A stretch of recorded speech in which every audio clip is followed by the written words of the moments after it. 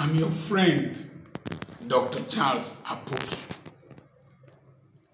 In every dispensation, there's always a remnant. And there's the tendency for us to behave like Elijah, that will just conclude that all the prophets have gone astray. But even with in the midst of all the confusion in the time of Elijah, there were men who had not bowed their heads to bow. I think 10,000 or so. There were men who had not bowed their heads to bow. You see, the tendency for most people, as I said in previous videos, is to get dissatisfied, disgruntled with what is happening in church and to abandon church, disbelieve all pastors, refuse to serve God, and just drift maybe into oblivion, unbelief, and whatever. But there are people who still know that, don't you know, I should be about my Father's business. I want to narrate two incidences. One is Evangelist Samson Ojakovo of Ojakovo Foundation. He is a Baptist. He is an evangelist, a businessman in computers and telecommunications. He will source for money, for medicines, for materials. He will call specialists, surgeons, optometrists, ophthalmologists, nurses, and pharmacists. He will gather materials and go for rural evangelism and medical outreach. I was at Aragbao at one time. I spoke in the meeting, in the field there. I think it is Aragba Primary School or Secondary School. And eye surgeries were done for people free. You see people with excitement that started when they started seeing. Ojakovo did not lay hands on them for them to receive sight. It was the ophthalmologist that laid hands on them surgically, and they received their sight. And they went home free. There were people he did heniographies for. They went home healed through his foundation. These are the people we need to start projecting, publicizing, and people should donate to them. If you want to donate to Ojakovo Foundation, get in contact with me through +234 7052136763. He fears God. Your money will be safe in his hand and well utilized. This morning, I was pleasantly surprised as I opened my phone and I saw a young man. What's the name of his whether Object TV? Can't remember. I must give credit to him. He was doing a video on a pastor, a church in Ikorodu, New Covenant Worship Center, Ikorodu. Please look for that pastor and thank him and help him to do the next edition of that program of free surgical operations for people with eye problems. There was one Yoruba woman that was giving a testimony, and I could read from the subtitles what happened. She came to the church and they said there will be free eye services, surgeries. And she came and they did surgery on her. The child brought her, or one family member. For the first time, she could see the face of her family member that she has only been hearing the voice. It was very emotional for her. She went around sharing the testimony online. and there were several other people. I believe this is the new wave and the new move that our churches should go into. When I was sick, did you visit me? Did you care for me? When I was hungry, did you care for me? When I was in prison, did you visit me? When I was naked, did you clothe me? When I was homeless, did you house me? And people will say, when were you, Master? He said, as long as you didn't do this for one of these, that you didn't do it to me.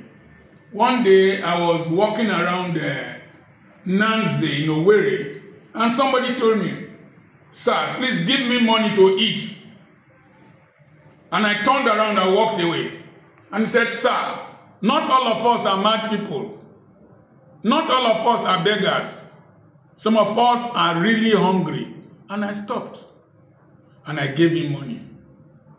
In this economy, in these difficulties, we should not only be thinking of what we will give in church, what we will sow in the apostles' feet. We should be thinking of reaching Jesus Christ by being the extension of his hands to bless people that we don't know, who cannot pay us back, in the streets. I remember when I used to take care of the children in the remand home. One day we were returning, I've shared this with you, at Evang Street. As I was going back to my hospital, I told one of the young girls to go and give the woman at the traffic control post at Ehere Junction with Opobo Road. One goes to Ehere Market, the other one goes to Ikorodu, the other one goes back to Oboyo. And I told them to give the woman one dress up, down. And they gave to her. And the woman told the girl that I sent. I saw them on a sister discussion. I go, what did she tell you? She said, God bless you. Thank you so much for bringing this dress. You are not like one of those. You are not like the other people who walk past without knowing we are here.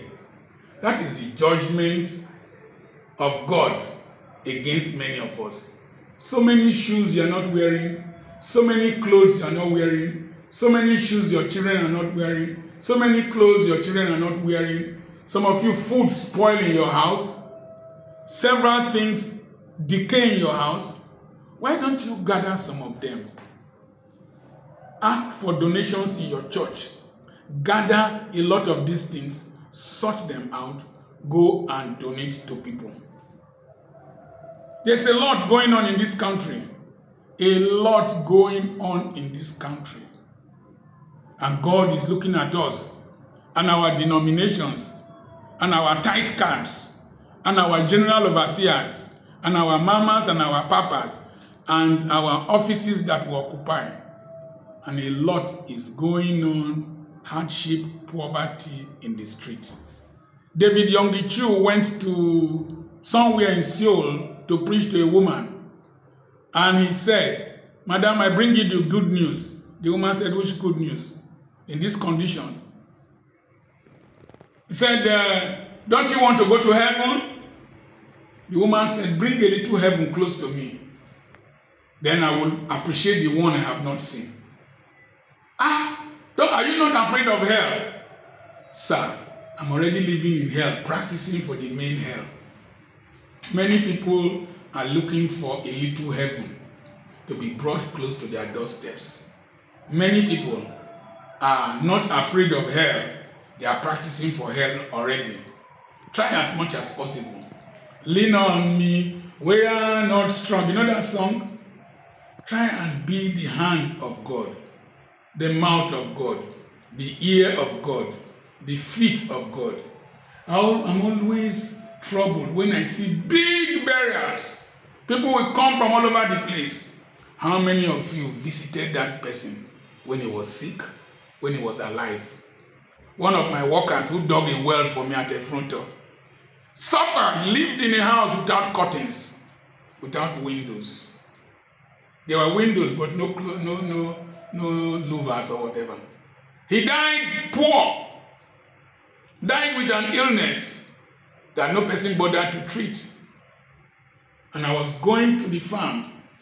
I counted about 12 canopies. They were drinking 4-cousin wine with all kinds of drinks. The children came, their friends came with cars. God is not mocked. God is not mocked.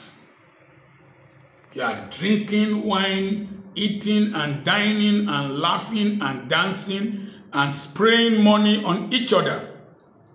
When this man was alive, he lived a wretched life. He died poor. You are coming to bury him like a rich man. Why don't we start caring and catering for the needy? Like as that church, New Covenant Church Ikorodu has just done, and Evangelist Samson Ojakovo has done. Please, if you have watched this video, these are 2 groups of people you can donate to. Let them repeat these processes over and over. A lot of suffering is in our country. It cannot be solved by government alone. Sometimes the churches might not be willing to do what we are asking for. There's a eye hospital or an eye hospital in a Boeing 747, a jet. It's a hospital. They will land in a community. All the nearby hospitals will bring their eye patients. They will operate on them, discharge the patients to the peripheral hospital, transfer skills to the local doctors on how to do pterygium, cataract, and several other surgeries. And then they will fly away. When the old plane, the former plane, after about 30 or so years, needed to be replaced, somebody donated a new plane for them. Many people are willing to give. Once they see a good vision, they will bring the provision. I am Dr. Charles Apoki. Remember, I have a webinar coming up 6th and 7th of December, maximizing your life, ministry, and finances. Send a message to +234 80 21 21 92 62 via WhatsApp. You can call him if you can't get him. I remain Dr. Charles Apoki. God bless you.